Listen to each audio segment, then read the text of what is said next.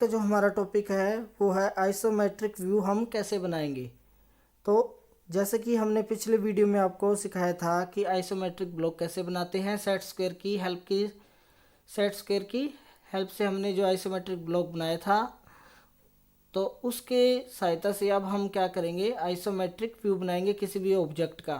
तो जैसे कि आपको यहाँ राइट साइड कॉर्नर में ये दिख रहा है एक आइसोमेट्रिक व्यू दिया हुआ है किसी भी ऑब्जेक्ट का। अब इस आइसोमेट्रिक व्यू को हम सेट स्क्वायर की सहायता से कैसे बनाएंगे। तो गाइस सबसे पहले जब भी इस तरह का कोई आइसोमेट्रिक ब्लॉक आपको दिया हो तो उसमें आपको ये तीन चीज़ें आपको निकालनी होती हैं। उस ऑब्जेक्ट की लंबाई कितनी है, चौड़ाई कितनी है और ऊंचाई कितनी है। जैसे कि ये ब्लॉक दिखाया हुआ है, इसमें यहाँ लिखा भी होता है कि फ्रंट लिखा होगा एक साइड एरो लगा के, एक साइड आपका प्लान लिखा होगा। तो जिस साइड आपका फ्रंट लिखा हो तो वो साइड आपकी होगी लंबाई। तो जैसे कि यहाँ फ्रंट की सीध में यहाँ हमारा क्या है, लंबाई ऑब्जेक्ट की 70 है, और साइड जहाँ लिखा वो आपकी चौड़ाई होगी तो वो आपकी हो जाएगी 50।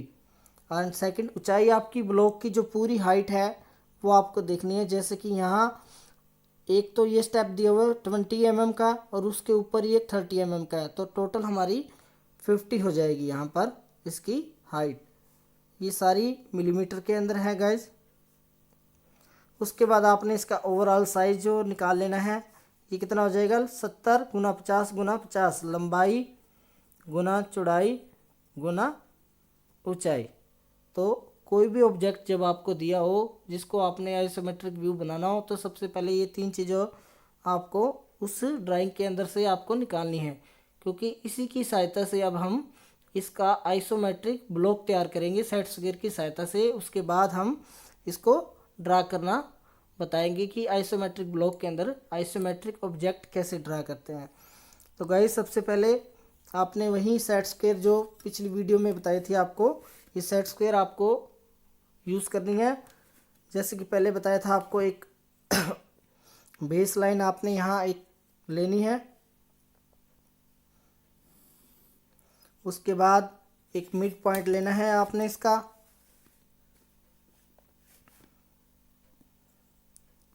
और 90 डिग्री पर एक लाइन आपने खींच देनी है इस तरह से। फिर इसको स्लाइड करना है राइट की तरफ और इस 30 डिग्री के ऊपर आपने एक ऐसे लाइन लगा देनी है। फिर इसको इस तरह से एंटी क्लॉकवाइज इसको घुमाना है और इस तरफ जो 30 डिग्री का कोण बनेगा उस पर आपने इसको ऐसे लाइन ड्रा कर देनी है।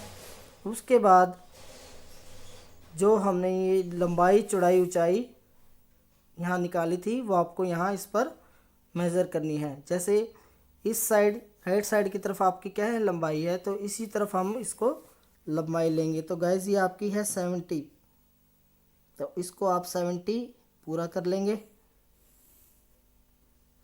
इस साइड आपकी ये चौड़ाई है, तो जो इस साइड की है इसको आप 50 कर लेंगे पूरा, और आपकी जो हाइट है वो आपकी 50 है, तो आप इसको भी 50 पूरा कर लेंगे। इस तरह से मार्क कर लेने हैं आपने। उसके बाद वापस इसको जो हमारी रेफरेंस लाइन है उसके ऊपर इसको सेट करना है और वापस आपने यहाँ 90 डिग्री का कोण बनाना है। जो 70 वाला लास्ट पॉइंट था यहाँ ऊपर की तरफ आपने एक लाइन खींच देनी 90 डिग्री के ऊपर, फिर इसको स्लाइड करते हुए लाएंगे। जो यहाँ हमारा था 50 वाला, इसके ऊपर भी एक लाइन ड्रा कर देंगे। उसके बाद वापस इसको स्लाइड करना है। जो ये हमारा हाइट वाला पॉइंट था यहाँ इसको हम ऐसे मिला देंगे, फिर इसको वापस एंटी क्लॉकवाइज रोटेट करके इस पॉइंट पर वापस ले आएंगे और इस साइड भी एक इस डायरेक्शन में लाइन मार देंगे। इसको आगे स्लाइड लेके जाएंगे। फिर जो ये पॉइंट था यहाँ पर भी हम 30 डिग्री पर एक लाइन ऐसे ड्रा कर देंगे। फिर वापस जो राइट साइड वाली है 30 डिग्री उस पर आपको ले आना है और इस पॉइंट से आपको एक लाइन ऐसे ड्रा कर देनी है। तो ये गाइस हमारा आइसोमेट्रिक ब्लॉक तैयार हो चुका है। अब उसके बाद जो एक्स्ट्रा लाइंस थी उसको आपने रब कर देना है। अब गाइस स्टार्टिंग करनी है आपने फ्रंट से। जो ये नीचे का दिख रहा है आपको एल पोर्शन तैयार करना है। ये नीचे से तो आपका 70 है और स्टार्टिंग में यहाँ क्या है, जो मिड पॉइंट है आपका 20 है। तो यहाँ आपने 20 पर आपको पॉइंट लगा देना है और वापस आपने यहाँ सेट करना है इसको, और 30 डिग्री पर आपने यहाँ एक लाइन ड्रा कर देनी है। फिर आपने यहाँ देखना है कि ये 30 डिग्री है, यहाँ पर आपको 30 डिग्री पर 30 mm पर निशान लगा देना है। और इसके बाद आपको इधर आना है, ये कितना आपका है 10, तो इस पर आपने 10 डिग्री 10 mm आपको इस तरफ आपने आना है और ये मेज़र कर लेना है आपने 1 सेंटीमीटर कितना होगा, यहाँ तक हो रहा है हमारा। वापस इसको सेट करेंगे और ये नीचे आ जाएंगे और यहाँ से इसको हम आपस में मिला देंगे। तो ये आपका स्टेप तैयार हो गया है। उसके बाद वापस इस तरफ आना है, इस तरफ भी आपको 20 ही जाना है इसी कोण पर। तो यहाँ सेट करेंगे और ये आपका 20 चला जाएगा। उसी के बाद आपको इस पॉइंट पर आना है, यहाँ भी आपने ये देखो इसी के पैरेलल लाइन चल रही है, तो इसी की लाइन पैरेलल पर आपने एक ऐसे लंबी लाइन खींच देनी है। फिर वापस आपने इधर आना है और इस पॉइंट पर आपको आकर ये ऐसे एक लाइन आपने ये मिला देनी है।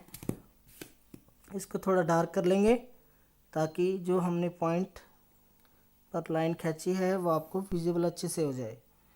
उसके बाद जो गाइस है यहाँ तक आ गए हम। उसके बाद इस साइड जा रही है, ये टोटल 50 है, 20 यहाँ है, तो ये आपका 30 बच जाएगा। तो इस पॉइंट पर आप करो 30 mm आपने यहाँ जाना है और 30 ही इस पॉइंट पर आपको जाना है। यहाँ भी आप एक बार लाइन ड्रा कर दीजिए। बाद में जितनी आपकी 30 mm है इसको आप पूरा कर लीजिए।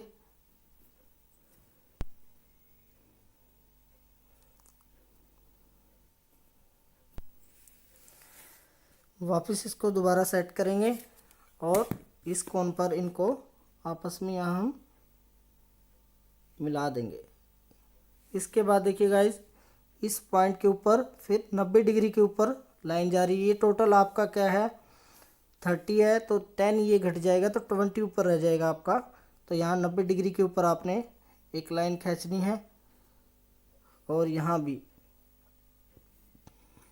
ये जो होगी ये आपकी 20 ही बचेगी। वापस आपने ऐसे आना है और इस तरह से इसको मिला देना है। तो ये आपकी 20 mm अपने आप ही यहाँ आ जाएगी।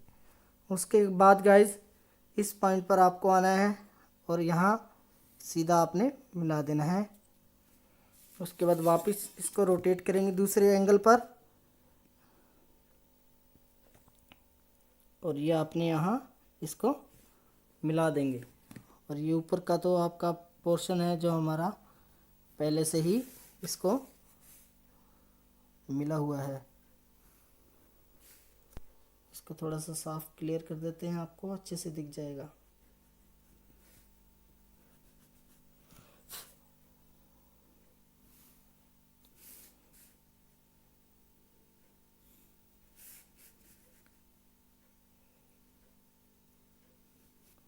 तो ये गाइस आपका आइसोमेट्रिक ब्लॉक बिल्कुल तैयार हो चुका है।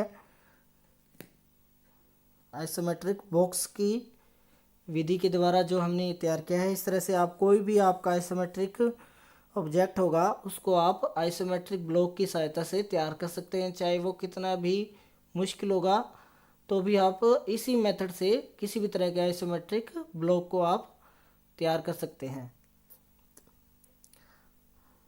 आपको अच्छे से समझ आ गया होगा कि किस तरह से हमने ये आइसोमेट्रिक आपको पूरी वीडियो में बना के दिखाया है। स्टेप बाय स्टेप आपने जैसे जैसे मैंने यहाँ बनाया था उसी तरह से आपको फॉलो करते हुए आप किसी भी ऑब्जेक्ट की आप यहाँ आइसोमेट्रिक ड्राइंग तैयार कर सकते हैं। अगर आपको कोई भी डाउट हो, कोई चीज़ समझ ना आई हो तो प्लीज़ आप मुझे कमेंट बॉक्स में पूछ सकते हैं। अगर आपको ये मेरी वीडियो पसंद आई हो तो प्लीज़ इसको लाइक कीजिए, और अगर आप नए हैं मेरे चैनल में तो प्लीज़ सब्सक्राइब ज़रूर कीजिएगा और बेल आइकन को दबाना ना भूलिए, ताकि मेरी नेक्स्ट वीडियो इस चैप्टर के ऊपर जब भी आएगी तो आपको वो पहुंच सके। Thank you guys.